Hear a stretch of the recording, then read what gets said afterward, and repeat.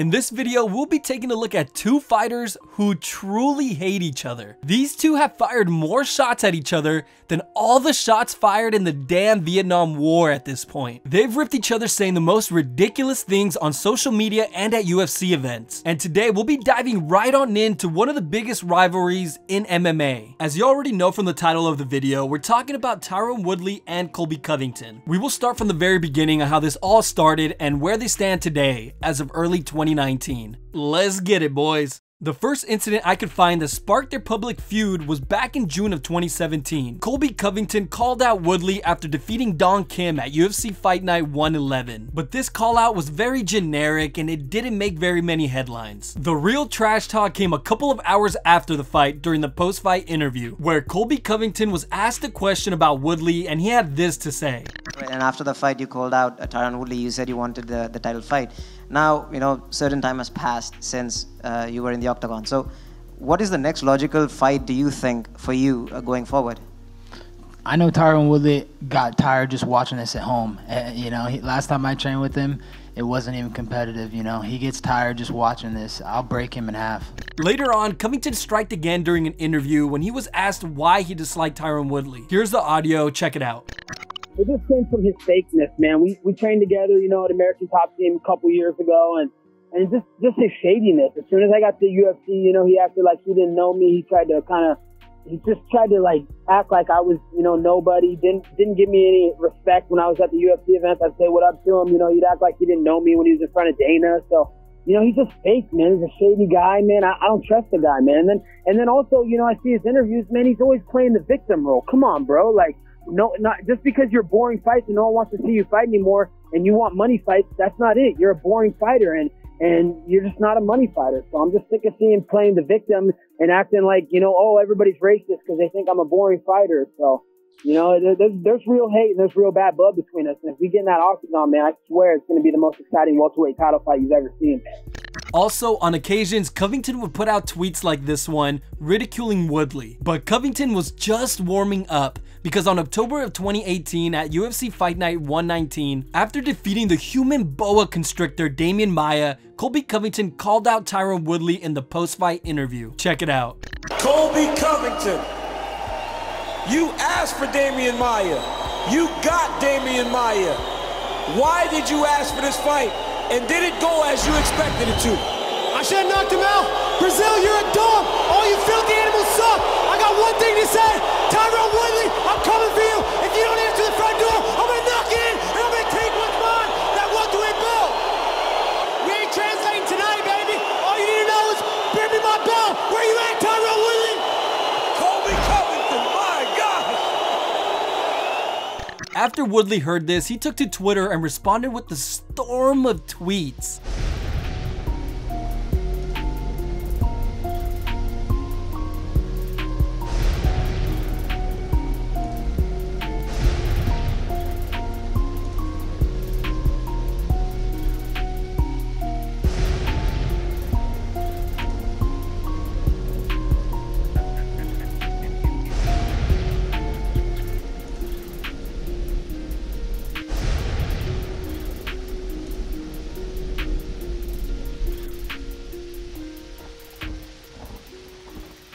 Then, as you probably could have guessed, Covington responded back to Woodley with a couple of tweets himself.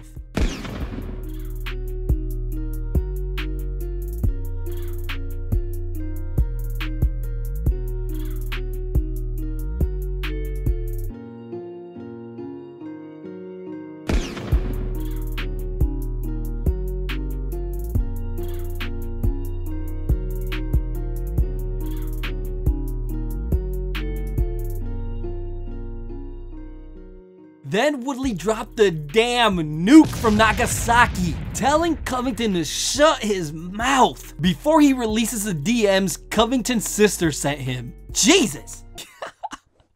Oh man, yes, this did happen. After this, they both constantly went at each other on podcasts and on social media. I'm obviously not going to show every single time they trashed each other because we'll be here all night. But the next big story came when Covington constantly claimed that Woodley doesn't like him because he completely melted him when they sparred back at American Top Team. The next big call out came on June 19 of 2018 at UFC 225. Covington had this to say to Woodley after his win over RDA and receiving the interim belt. Tyron Woodley, you're a freaking coward!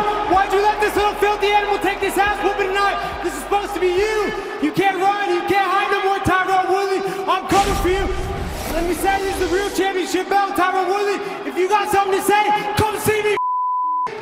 This was a very impressive performance tonight, Colby. You fought a world champion, a real world-class fighter, and proved that you're not just talking in there, you're shutting down games and imposing yours.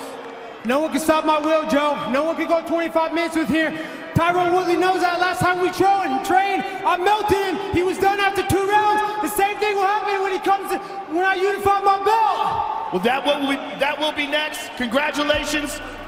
Congratulations and welcome, ladies and gentlemen, the new interim welterweight champion, Colby Covington.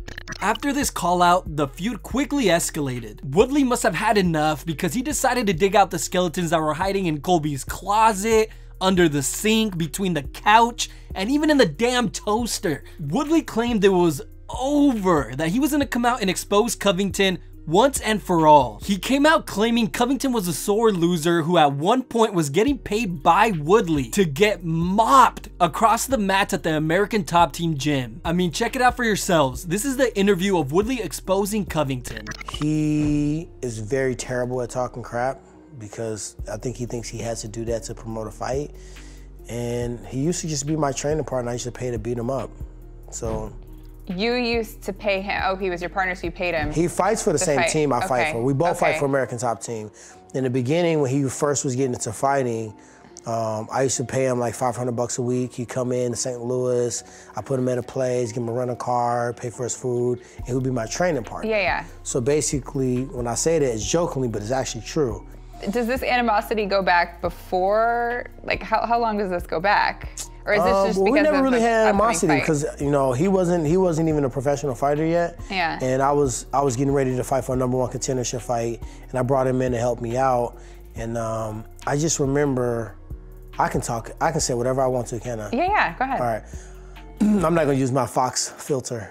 Not here. It's fair game, remember? Oh wow. Well, yeah, sure. The show's called Fair Game. All right. Well. We was in a training session. I just remember having him in these submissions, and he would turn blue like a blueberry. And he would put it up on my charge card to either let him go or put his ass to sleep. So a few times I'm like, he's about to go out, and I let him out. He popped his head out, boo, boo, boo. And now he acts like he defended the submission and keeps trying to continue with the live go. So now I'm like, all right. Okay, then we'll start doing another driller technique, and he was an All-American wrestler, so he was brought in to do what? Wrestle. So we get to the wrestling portion of practice. All right, Tyron need his partners for wrestling. And he's like, walking around in the weight room looking like he don't hear people calling him to come to wrestle. The last straw is I was wrestling him, and I told my coach, I said, I'm about to torture him today. I'm about to take him down and watch how he gets pissed off. For some reason, he thought in his mind that me as being an All-American as well, that I should not be able to take him down. So I started taking him down and taking him down and taking him down and taking him down. And he got so mad and livid and busted out the room and swearing and cursing. And it got to a sparring session, and I was like, Kobe, let me holler at you right quick. He said, cool. And this is the first time anybody ever heard the story, so you're lucky. Thank you. Nobody's ever heard this. I was saving this for the press conference. But I said, let me tell you something. You're a and today, if you don't tap out, I'm gonna break your arm, I'm gonna put you to sleep, and if you get spicy when we start striking, I'm gonna knock you out. You make the choice. I'm not doing that no more today. We're not gonna play around. If you're in a submission, learn how not to get put into it. Don't make me, the fighter, choose not to hurt you. And we had that sparring session, and miraculously, he had to go back to Florida. He was injured, his ankle was hurting. He didn't do it. He didn't do it. Wow. Yeah. Even after Woodley came out and said all of this, Covington continued to trash talk Woodley at every opportunity he got. He's been relentless with his trash talk, and it doesn't seem like he's planning on slowing down. But the question is, Who is better at the mental warfare? I'm not gonna lie, from what I've seen, Covington doesn't seem to be affected by the trash talk, or he just hides it very well. But what about Woodley? Has he been affected by all this trash talk? You know what? It kinda seems like it. Here, check out this clip of Woodley talking about fighting Covington. Colby Covington is coming to get his ass whooped. I ain't never in my life, I ain't never in my career, I ain't never in my existence as an adult human being wanted to fuck somebody up so bad, beat somebody so bad, embarrass somebody so bad, in his career so bad, take his life so bad. And I don't even say that figuratively, literally. I'm going to try to hurt him so fucking bad, they're never going to want to let me fight in the UFC again. That's a fact.